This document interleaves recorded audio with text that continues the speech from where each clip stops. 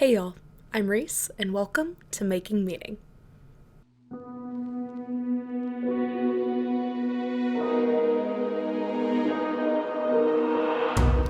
Making Meaning is a podcast by the Cohere Collective, here to help guide you along your path to make meaning in a way that makes sense for you. This week, I am joined by a creative, a creativity instructor, a creativity researcher, and artist, Vincent Andrews. Vincent is actually the husband of a dear friend of mine, and he practices primarily in sculpture, but also has some really beautiful architectural photography, and is currently getting his doctorate in research about creativity and integrating it into education systems. Before we hop into the interview, be sure to give this video a like. If you are on audio over on Spotify or Apple Podcasts, please give us 5 stars and leave me a review/rating. And if you're on YouTube, give me a comment down below and subscribe to the channel, subscribe to the podcast, subscribe, like, review, rate, all the things that we're supposed to say for the things. Thank you all so much for being here. And I'm really excited to share this episode with you. With all of that being said, let's take a deep breath.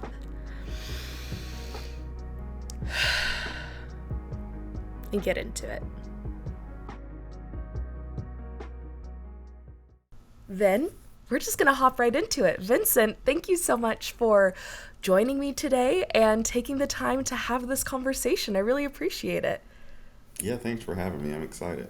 Yeah, absolutely. So, first things first, the question I always ask everyone who comes on, what is one thing you're grateful for today? I'd say I'm grateful for my family. I'm grateful that I've just had the opportunity to do some of the things that I've been really interested in, and continue to just show my passion and show other people what I'm passionate about. I love that. Of course, at Cohere Collective and Making Meaning, passion is like what we encourage everyone to pursue. So the fact that you've had the opportunity to do that is lovely and wonderful. Now, second question I always ask, what is your story? I know that is kind of a hefty question. So however you feel called to answer that in this moment, go for it. Um, I'd say I think my story is really one about navigating the arts and navigating creativity. Um, and I feel like most of my life I've kind of shown that I've had a general aptitude towards the arts and creativity even in general. But trying to figure out like what role that would play in my life and uh, how I would use it in the future, because it's especially hard. And I talk to a lot of my students now, when they're really good artists and they're trying to make decisions about what to do with their lives, or if they're just really good creatively. Um, I tell them it's like most of our culture pushes students away from the arts. So especially when you're considering your futures, most students are always leaning towards becoming a doctor or nurse, things like that. But I tell them like really tap into your skills and your interest. Um, and I think really my story has been about, okay, how can I use all the resources allotted to me currently in whatever state I'm in my life? Um, and how can I use that to get me to where I want to be in the end? Yeah. No, I think that's great. So often, I think it's really easy to ignore the resources we do have right in front of us. Yeah. But also, it's hard when maybe we don't have a lot of resources to be able to do something, being smart with how we use them. So that's really wonderful. Now, for our listeners, you are an expert in creativity. You are currently a professor of creativity, and that is kind of your jam. You have a background in sculpture and then, of course, studying creativity. So just diving in, first question, how would you define creativity? I'd probably say like creativity is generally like the ability to, um, I think on a fundamental level, like take the things that you've learned, um, and a lot of it is done unconsciously, so it's not necessarily you doing the taking, but really just an engagement with things that you've learned, and in being able to um, turn all those experiences and those ideas into a generation of new thoughts and new ideas. Um, and I mentioned that a lot of it is done unconsciously because there's a lot of work on the conscious level to like learn content and to become technically proficient at anything that you're trying to learn within any domain specifically.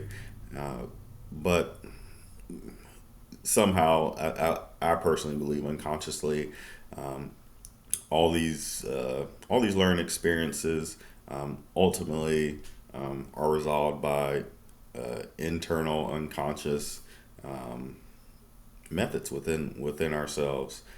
So it's really having the patience to allow that to happen, not trying to consciously exploit that all the time, but I think it just comes with practice and comes with being open and comes with being inquisitive, Mm, trying constantly trying to learn new things. All those play a role into how your creativity will ultimately evolve. I love that. So, what do you think the main difference is between the subconscious aspect of creativity and a more conscious aspect of creativity? Because I totally agree with you that it creativity feels like one of those things that is kind of like an unseen constant for us all, but of course certain people I think are more skilled at tapping into that. What do you think that is? So I'd say like the biggest difference is it comes down to like the levels of creativity. So um, I guess if you were to research creativity more, there's a thing called big C creativity, um, which is like new novel ideas that could be socially, environmentally, um, and really like a culturally changing type level of creativity. When you think of like Einstein's like ideas that really changed and revolutionized like how people viewed math and science, like those are big C type level creativities.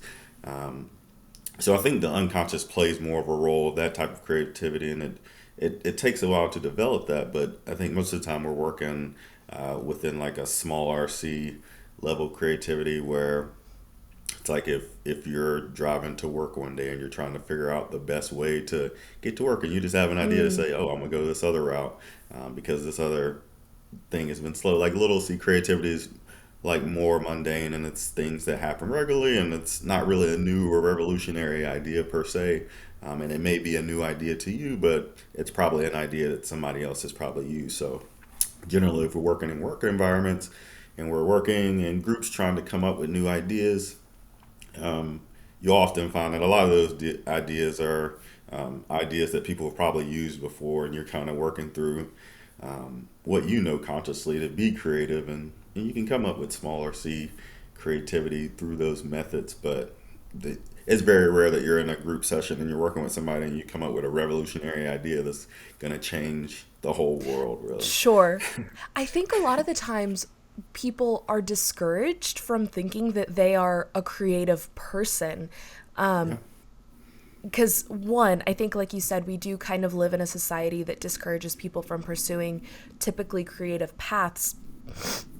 And from my point of view, it seems like a lot of the time people don't view this small c creativity as like true creativity, that only big C creativity is actual creativity, and like, oh, well, that's for creative people, but I'm not creative, even though you may be Yeah. doing small c creativity every single day. Yeah. Why do you think that is, that there is such a disconnect between the two, and maybe a lack of appreciation for small c creativity?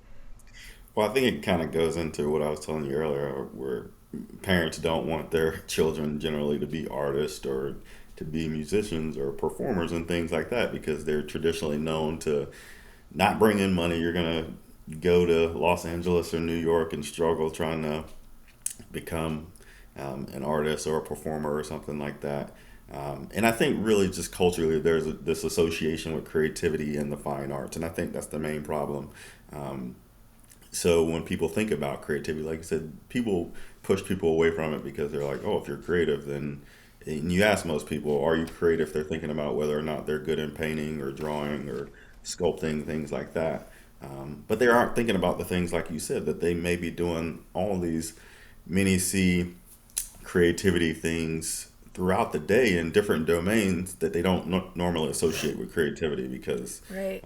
because it's not art necessarily. And that's a big part of the research that I'm actually doing now as a doctoral student is I'm trying to illustrate what creativity looks like in other domains because I don't like the fact that we associate it and we limit it to the arts. And I was like, we really need to look at it across the board. And if we can start to develop and cultivate creativity, even within these other classes, we can really start to grow the level of achievement from students and in our innovations in both technology, science, mathematics, and all those types of things.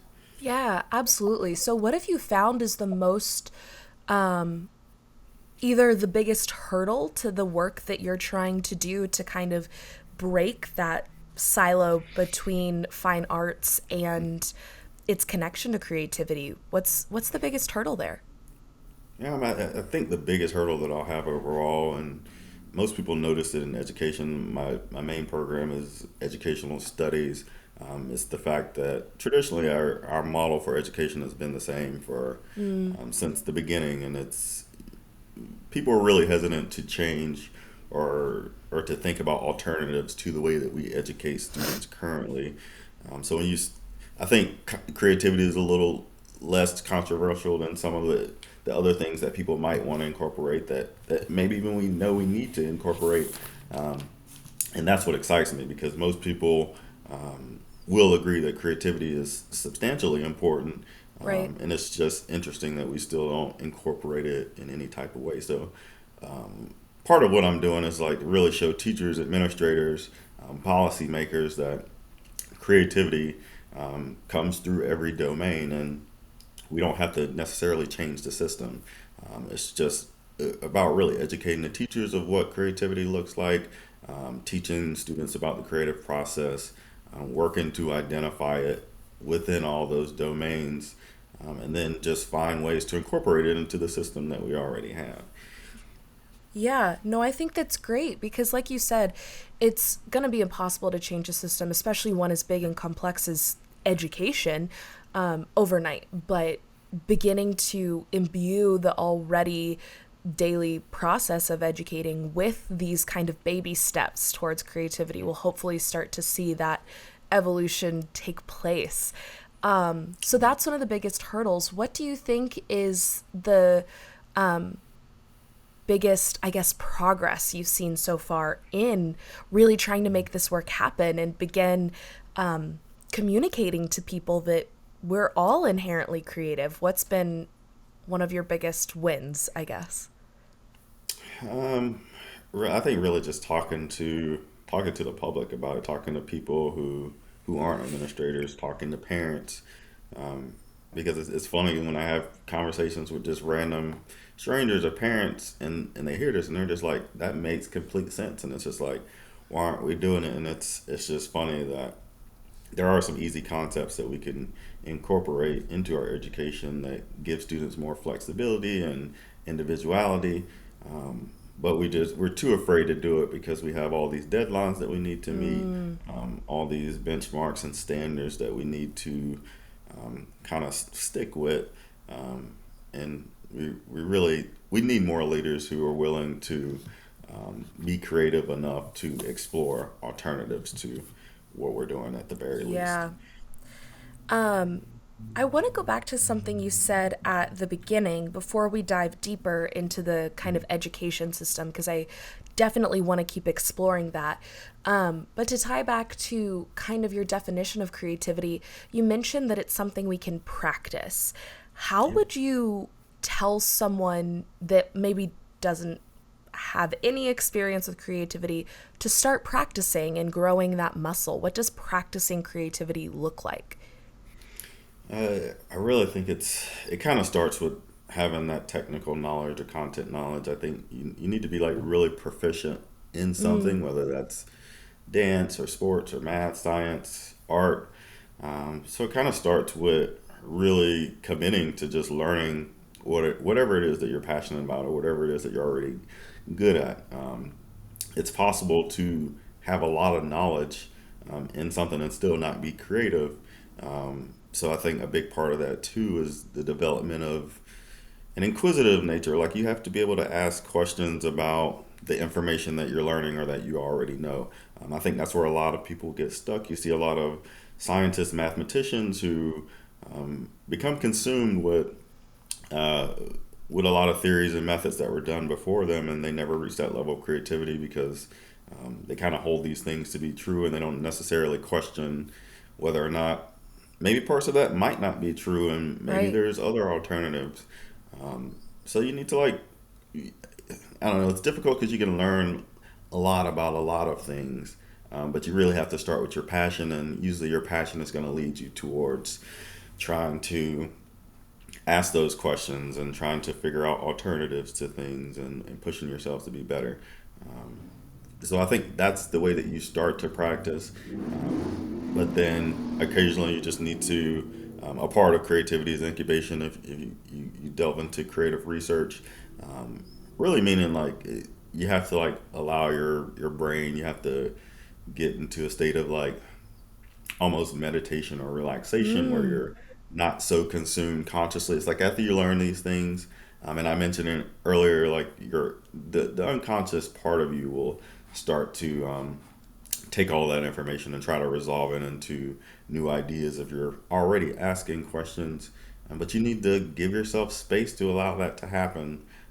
If you're always consciously trying to learn new things or you're always consciously consumed with other things and your brain is always working, then you don't allow that space for your brain to resolve that information in any sort of way.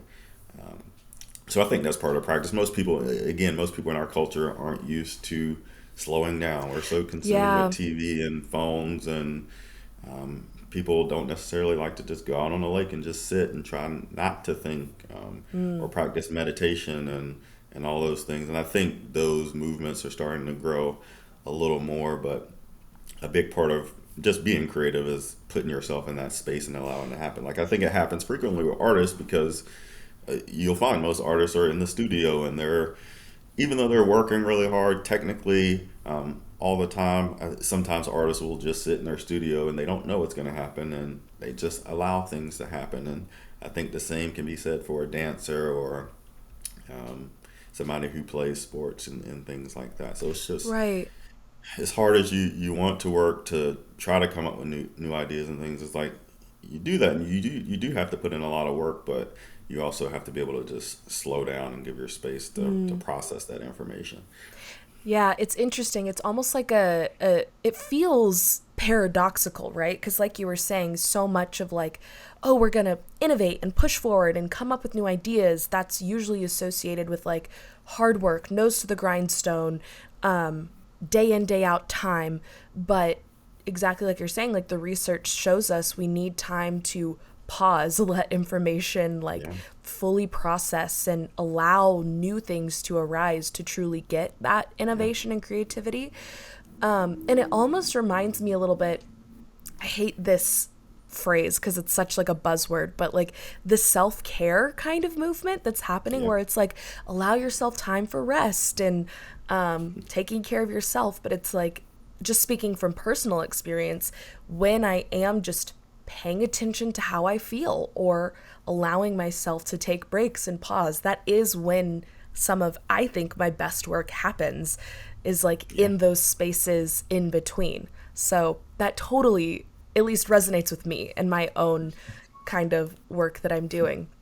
Yeah, and I So think you that's kind of wonderful. alluded to the fact earlier that we may be doing creative things in so many ways throughout the day, and I think part of it is just learning about the creative process. That's a good Mm. way to practice, and starting to learn how to recognize what is creativity. And I think once you start to recognize that, hey, I'm doing all these other things that I don't normally or typically associate with it, it kind of feeds you, and I find it's a lot easier to be creative when you understand that process, and when you can recognize the things that you're already doing, and if you can Yeah. recognize like how often things are happening, you can kind of start to get into your creative flow. And a lot of people have written books on how to get into the creative flow. but a lot of it's recognition and understanding how it actually works. Yeah, totally. And realizing like you, most people probably have already done it at some point, and Yeah. just allowing that to happen.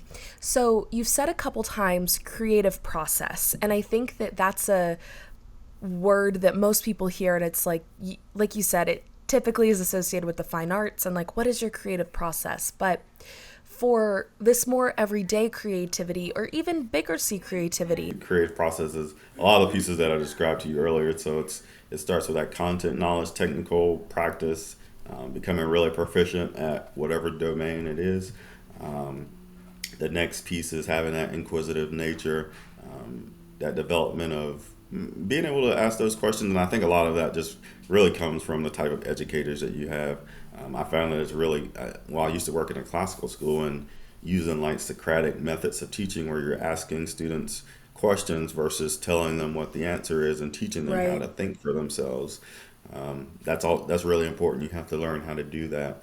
Um, but then I think there's a lot of researchers haven't talked as much about it as interdisciplinarity. So the fact that you know a lot about one area, I think it's also important that you're trying new things and you're experimenting with new things, because I think that's specifically when creativity happens is when you're combining an old idea that you have with something new that you just learned. And a lot of people probably find that they get their most creative ideas when they're learning something new, because you kind of start to see it in a different way, and it's just something in your brain that clicks at the right moment, and it allows it to happen. But then the last piece, that incubation that we talked about, and I mean, really, there's no like magic amount of time that can bring about creativity. So for some people, it could happen really fast. Some people it could take a while. So it's another thing I'm really interested in, like researching within the classroom is incubation. Like how much free time can we allow for students to kind of develop their creativity and allow them to have those moments of excitement. But it'd be pretty controversial because, like I said, for some kids, it may never happen. Um, and for others, it may just take a long time, and others, it may happen right away. So you probably end up wasting more time for a lot of kids than anything. But I'm like, there's a lot of ways to do incubation. So maybe we can just practice meditation methods or something for a few minutes with the kids or something. And it's probably likely to contribute to their long term creative development, regardless if they can kind of understand how to do those types of things. Yeah, totally. That makes so much sense to me, and I love that thinking about it in these three parts of like the content knowledge, being inquisitive, and then allowing for that incubation time. Those three things I'm like can be applied to anything, right? And that I Yeah. think really is the cool part of listening to you talk about creativity is that I just see how it does arise in so many things, and like you said, it's something athletes do, right? Like being creative Yep. about how to, like what play to call or how to adjust when you're in the moment in order to Yep. like be the most effective you can be. Absolutely, that takes creativity. And that is, I don't know, that's just wildly fascinating to me and encouraging to hear how it really can be applied in so many different ways. Yeah. Yeah. And it's actually funny because I was thinking just the other day that even as I think about creativity, there's like this knowledge level, like this internal brain power type of creativity that we've been talking about most of this. But I also think there's like this creativity and physical movement and more this association of like how people are working. Um, and I even adapted my definition of creativity because I used to always think of it as uh, just learning within your brain, just content knowledge of something. But it can also be like performative almost, like through sports or dance and all those. Um, so I kind of equate creativity to those moments they call, what do they call it in sports when you like get into the zone. Oh, I yeah, think yeah, those yeah. are like moments of creativity, and I'm wanting to research that a little more too. But it's like that point where you're so proficient at something and you've done it so many times that you just don't have to think about it anymore. Right. and that's generally how it is through learning as well. But during those moments that happen for athletes, they always say that I don't even know what happened. Like it's like everything just kind of came together, and it's always Yeah. the people who practice a lot and put in a lot of work and put a lot of conscious effort into practicing, and eventually you'll get to these points where you just get into the zone and things just happen and it Yeah. just flows out of you. It makes me think. So growing up, I was in acting was one of my main things, but I also played competitive volleyball. So I was kind of entrenched in both the like traditional sports and like really fine arts. But one thing that always came up across the board was either learning my lines before I go on stage and like studying your character, or with volleyball, it's like learning the plays, understanding the footwork and the technical movement, and like honing and really working on your body and your strength, and drilling and practicing. It's like you do all of this prep work for both of these skills, but for both of them, performing a scene or performing in a game, my coaches would always say, now you just throw it away. You've already done the work. You know your Yep. lines, you know the drill, you know your teamwork, you know the character. Throw it away.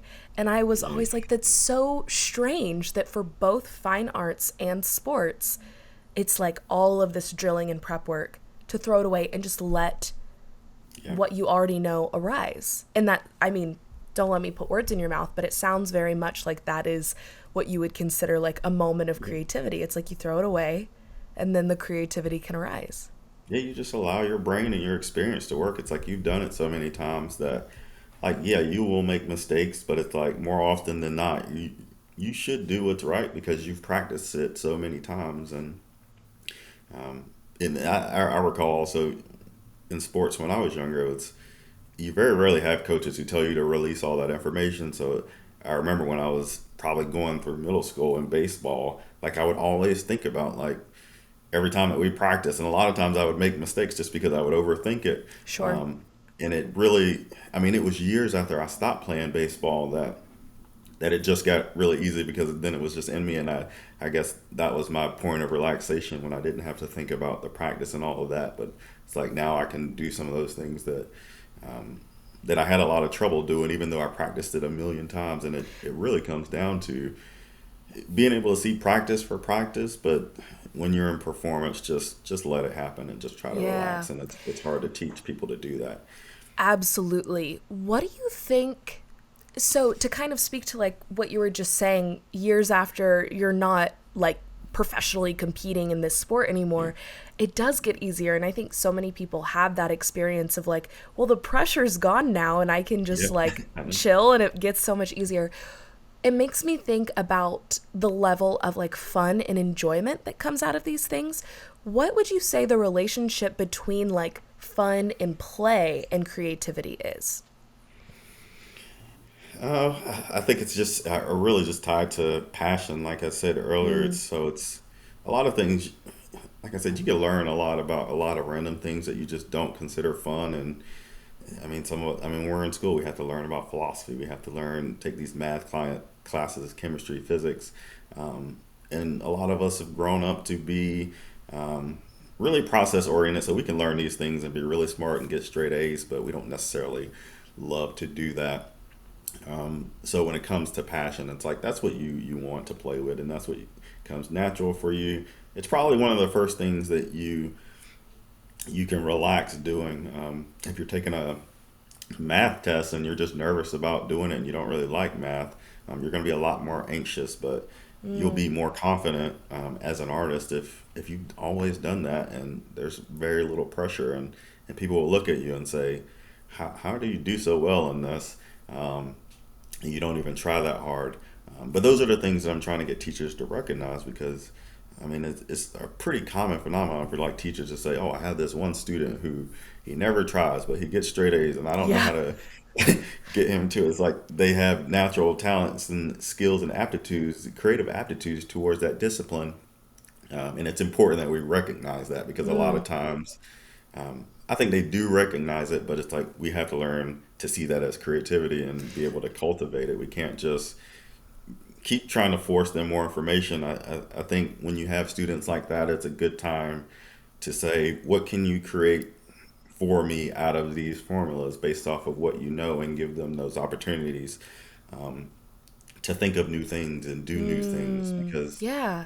learning can become boring if you're just so focused on the technical part of it. Right. And the rote memorization of it versus the combining and creating and evolving of it. Like those Yeah. are very, very different. So just now you mentioned something about like how you'll feel more confident going into something if you have that practice under your belt. But I think also some people are just more confident with creativity or going into something totally blind than other Yeah. people may be. How would you define creative confidence and how would we start building that? Uh, that's a good question. Um, how would somebody be more confident? And I mean, I guess just like I said, giving them the opportunities to do it and recognizing it for what it is. I think a lot of times, like you'll have students in these classes who are naturally creative. I mean, the teacher doesn't really have to cultivate it that much, but they just don't have time and they don't recognize it, and they're just like, save that for another day. Like, we have to Yeah, learn this. And then you have the parents who are like, okay, that's fine and dandy that you're good in with this musical instrument, but let's get your math grades up and your science grades, because none of that matters. right. Like, you need to go to business school. Um, Yeah. so a lot of the creative confidence is in the the acceptance of the environments that we're in. That creativity is important, and regardless of how we're using it, um, I mean, it's probably the most powerful tool that we have for ourselves. Like, we need to start to see it as an opportunity, and not as something that's just this free flow thinking that is just meaningless, and it's not going to do anything. Right.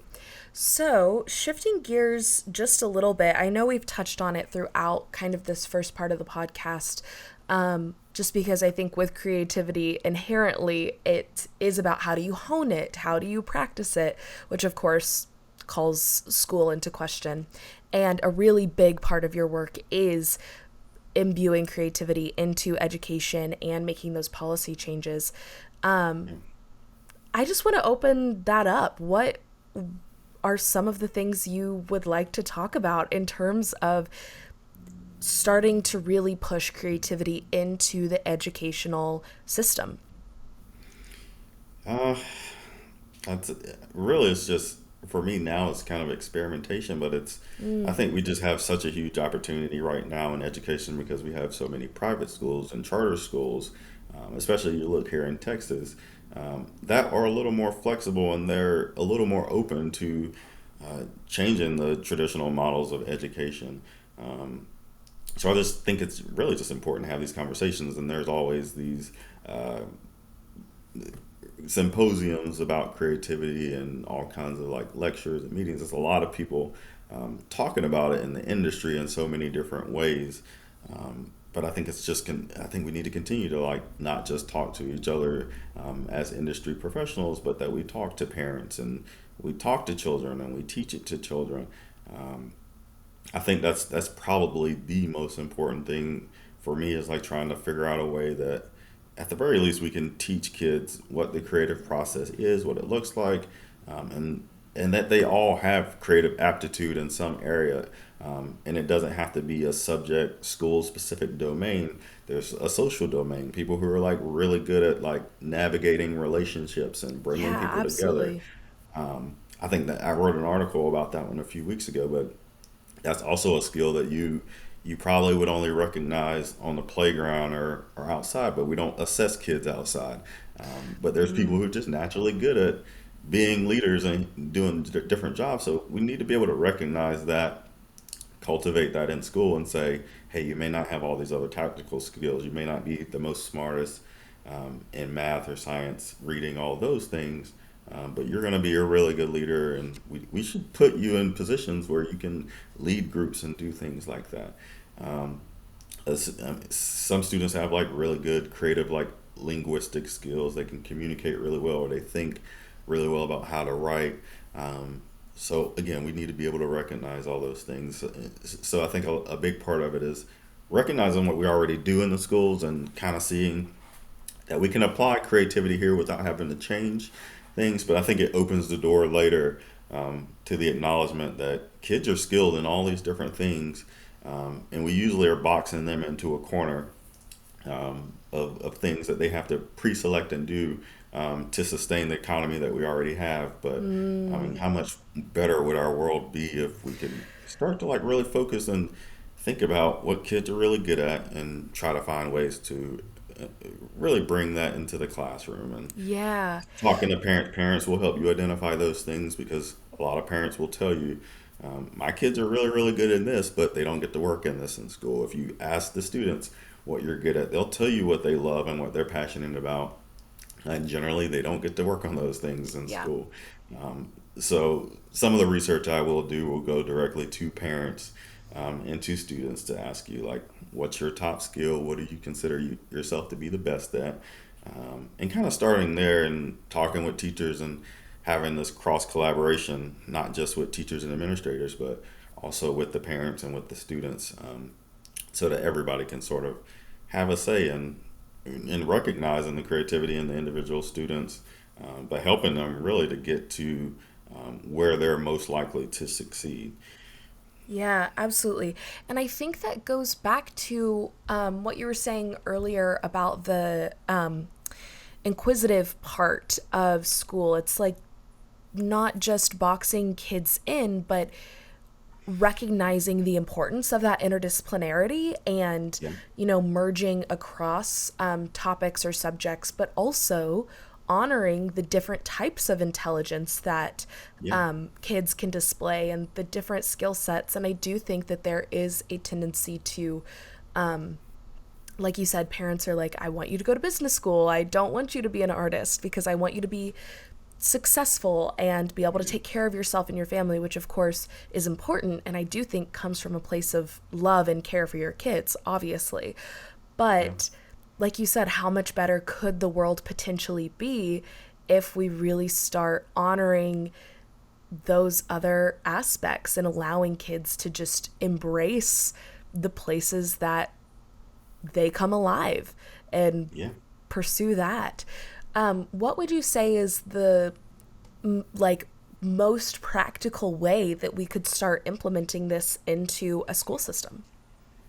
I had written like a short paper on, um, maybe we just start by, um, I thought maybe at like different levels of education. Maybe it starts in middle school and it's one grade or going into ninth grade, and we like do some sort of assessment for students where we talk to them, we talk to their parents, we talk to teachers, and we kind of evaluate whatever the parameters are to kind of determine like what is it that we would consider to be their best creative aptitude at this point. And that's something that you wouldn't have to do like every single year, but if you can identify that either in middle school or early in high school, um, then we can just use that information and perhaps like, well, I'm sure it would be the case that a lot of students would fit into these similar mini categories, and teachers could focus maybe on different pieces of this throughout the year. It'd be hard to do an individualized curriculum for every single Right. student, obviously, but it's something that you could have counselors who actually talk with the kids regularly, kind of at least talk about. And if we kind of just broke, as teachers, if we kind of broke everything down into like 4 or 5 categories, and we say, okay, these students fit into this box creatively, these fit here, these fit here.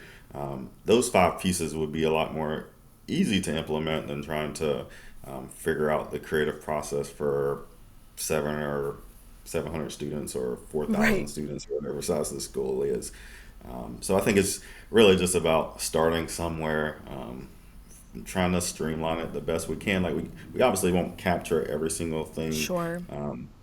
when it comes to educating our students that way, but we will make it where well they'll understand creativity a lot more. They'll feel a little more empowered, and then when they go on to college or they become adults, um, they'll feel empowered enough that they can maybe navigate some of that on their own. Right. They at least have some kind of foundation for Yeah, that. Yeah. You also mentioned that encouraging kids in these specific areas like math, science, and the more typical school subjects is partially, I forget exactly what you said, but to contribute kind of to society. And I think we have this Yeah. concept of like, how do we raise kids to be functioning, productive Yeah. members of society, or money making, economy contributing members of society? What do you Yeah. think the interplay between that concept of being a good society member and this new concept of creativity is? Do you think that creativity will help with that? Do you think that creativity challenges that concept? What do you think? Yeah, I absolutely just think it's going to explode and help with it because like I was really good in math growing up, and it's like I went into the arts, but it's like I wish someone had, I mean, allow me more freedom within mathematics to like to really. I think at the time of the kid as a kid, you kind of think these mathematical equations, they're fixed and they're unchanging, and you can be really good at systematically solving these problems. But I was never really creatively thinking about it, even though I had, I'm pretty sure I would have had the potential to do it. Somebody would have said to me, like, you can create new formulas for things, or Right. you can do this. It would have helped so much. So, in regard to like preparing students for the future and meeting economy expectations, um, if we can start to recognize creativity within these disciplines, like I said, we can keep kids who have traits and natural abilities in those areas there, but we'll also create leaders who can think creatively in their positions and help move the field forward. Right Yeah. now, we're essentially just preparing students for filling a role within a corporation or organization. And most employees aren't thinking creatively about how can I grow this this organization that I'm growing for. It's Right. like I'm just doing my job, and that's all I'm here, and that's what we teach kids to do. You do your Yeah. job, and you Check in make the your money, you box. retire. Where I mean, our economy is literally creatively motivated by a handful of individuals. So that's why I say, like, what could our world be where even as an employee, you go into an organization, you can say, this process can be better that I work in. Allow me to make changes to this. When you give people that perspective that things aren't fixed, like they could always be better Right. or they could always grow, we'll create more business leaders through that. I think everything's going to tie back to things we already find important nationally. It's just important that we just empower people to think about the way that they contribute to their roles in the future better than we have been, because it's not just about your test scores and how well you do in a subject and just going to go work a job for 40 or 50 years. Right. Not just being a cog in the machine, but Yeah. or preparing a lot of this to me sounds like we're preparing students for the past, not for the future, or even for the Yeah. present, but not for the future. And it's like, well, by the time you're in the industry, it will have already moved forward at least somewhat.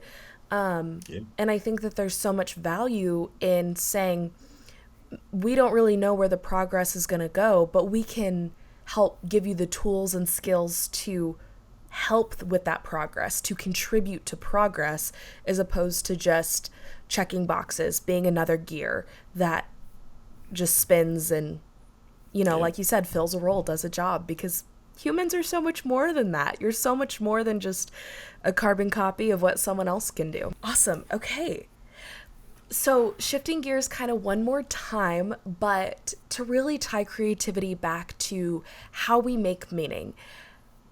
Why do you think? I mean, obviously, I buy into this and I believe in this wholeheartedly, but I would just love to hear you talk a little bit about why creativity is important and how it can help kids, but also adults, find more meaning and passion in their daily lives, or living a more creative life can help you discover more purpose. What do you think that looks like?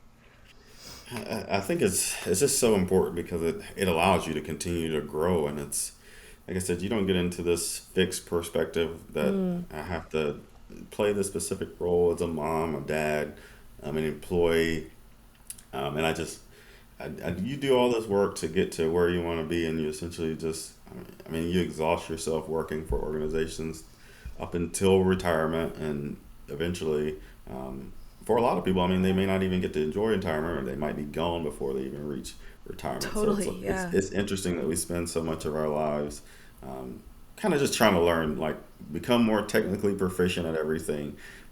So it's something that we're already doing, that level of creativity. But like I told you, we have to learn to ask those questions. We have to learn to give ourselves space to relax. We're not used to doing that.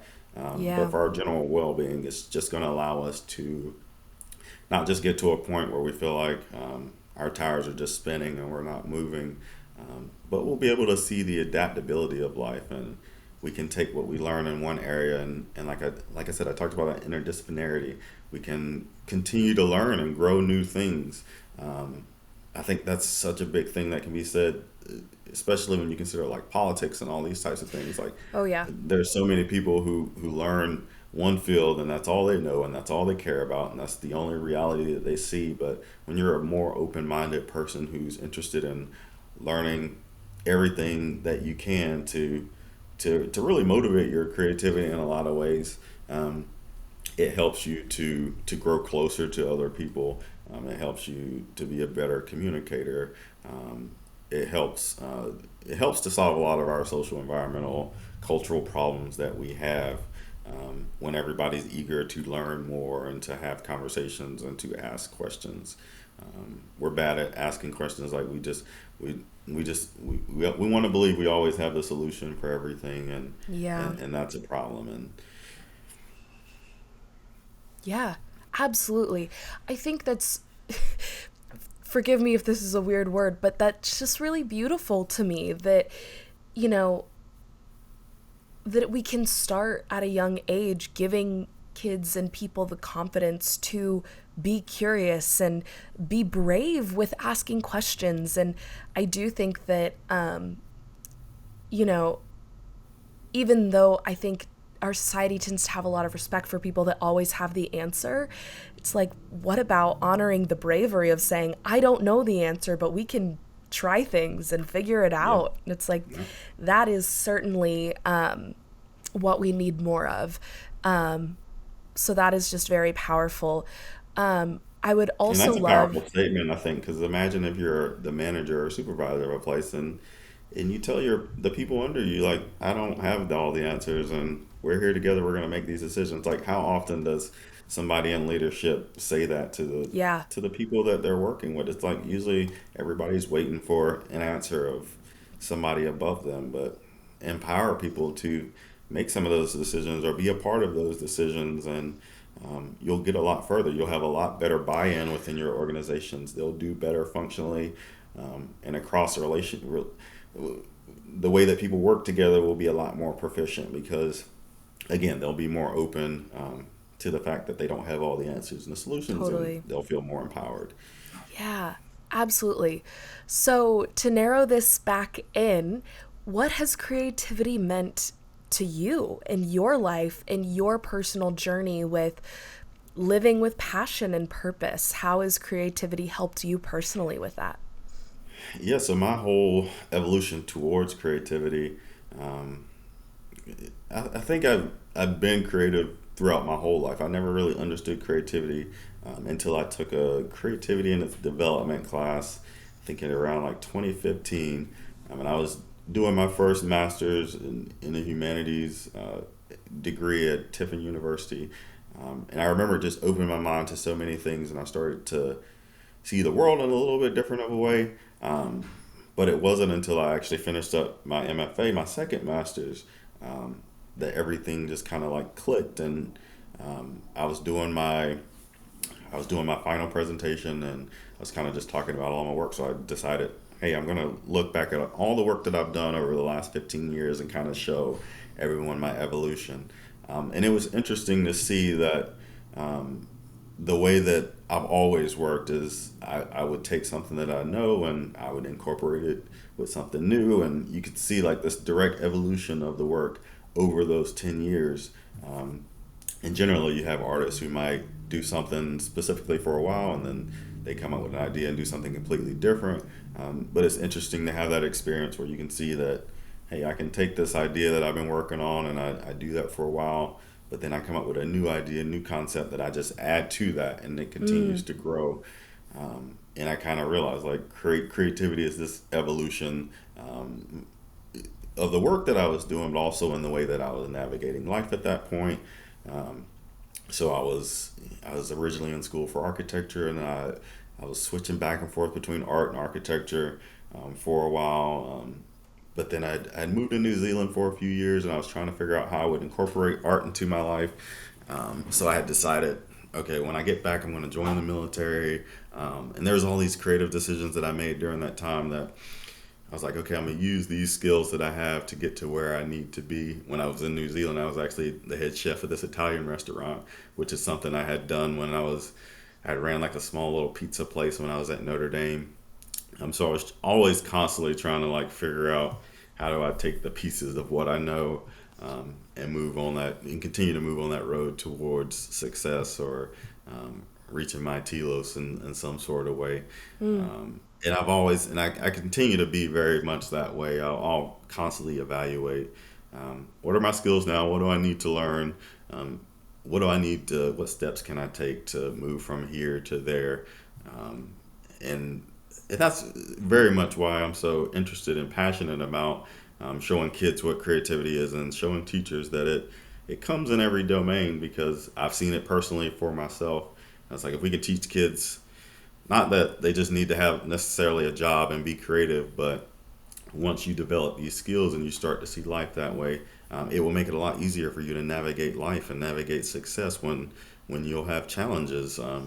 You can figure out creative ways around it. It doesn't necessarily have to be the end of your dreams if something goes wrong. yeah. Yeah. Well, and I think even just the idea of like when you think that it's the end, it's like you said, creativity is taking something that you know and adding something new to it. It's like just because Yeah, one thing feels like it's finished, you can always add something new. You can always yeah. try something new. You can always explore or take another step. And it's like And when you it start to see that as a challenge, even it's like you can look at it as like the end and something stopped me and it's game over and right. my dreams are dead, or you can see it as this is a challenge and a problem that I can figure my way out of Yeah. if How I do we think pivot? about it. Yeah. Yeah, totally. That is really, really powerful, I think. And I think speaks to, again, the work that you do and the importance of continuing to practice it and encourage it. And like you said, Yeah. have these conversations, but also talk to the people that it's impacting and the people who are in power in these areas and really communicate the importance of this. So I think that is just absolutely wonderful. Before we close out our conversation, is there anything that, in light of what we've talked about, or anything that you want to clear up, anything you want to clarify, anything you want to add, anything we didn't touch on that you would like to throw out there, anything at all? Not much at all, but I'd say keep doing what you're doing and continue to talk to different people and get different perspectives about different things. I'm sure the work that you're doing will evolve in a lot of ways that probably exceed your expectations, just for the fact that you're talking to so many people, and in many ways that's what creativity is about too. I'm sure your process will change over time of how you do things, just because Yeah, you'll be able to see what works and what doesn't work and what new ideas are out there. absolutely, totally. Well, my last question that I always ask every guest is just what is one word to describe how you're feeling right now? I'm excited, I think. Yeah. I love that. That's great. Tell us why. Tell us more. Um, I think just again having this opportunity to talk with you, seeing how excited you are even about some of these ideas, um, and even like I said, the conversations I have with other people. A lot of times when I feel like in the middle of a PhD and you're exhausted and you're Yeah. being a father and a husband and all these other things, working as a teacher, it's easy to get exhausted. But then you have um, these conversations like this, and you just kind of realize like it is something that is well needed change. It's something that I feel like a lot of people could easily get behind, and And I'm excited for the possibilities of how it could impact students in the future if a lot of these types of initiatives start to roll. Absolutely. I couldn't agree more. Well, Vincent, thank you so much again for your time, for your expertise, for your energy. This has been so informative and empowering for me personally. I'm sure it will be for plenty of listeners, and I can't thank you enough. Yeah, thank you so much. Thank you all so very much for joining me today and listening to this wonderful conversation with Vincent. If you would like more of Vincent, you can find him on Instagram at CreativeV, and you can find his website, www.creativev.com. If you would like more of Cohere, please head to thecoherecollective.com or any social media, Instagram, Facebook, LinkedIn, TikTok, Threads. I think that's just about it, all at the Cohere Collective. You can also follow me on Instagram at Reese Brown, if you so wish. And if you head over to any of Cohere's stuff, definitely leave us a comment what you were thinking about the episode. I would love to hear it. If you have not already, please subscribe to the podcast wherever you are listening/watching. Give me a 5-star review or rating, and leave a comment down below letting me know your thoughts. A big thank you to Nicole Ostreicher for making Meaning's art and podcast cover, and you can find her on Instagram at Nicole O Creates or Nicole O Design. And a thank you to Tristan Morgan for making Meaning's theme music. You can find him on Instagram at Tristan Morgan. Right now, I am feeling a little beat, if I'm honest. It is the new year, and I'm really trying hard to focus on going after that self-care, but going after that self-care can be hard sometimes. But if you've made any resolutions or goals for 2024, let this serve as a reminder to give yourself some grace. Resolutions and goals don't happen overnight. Try and remind yourself where you've come from. Where were you this time last year? Have a little moment of reflection for all that you've already done and how much you've already grown. And then if you have a big goal that you want to work towards, take it step by step. You can do it. You've got this. And I'm so excited for what the future holds. Thank you so much for being here, and I hope you feel like you are living more coherently. Until next time, love.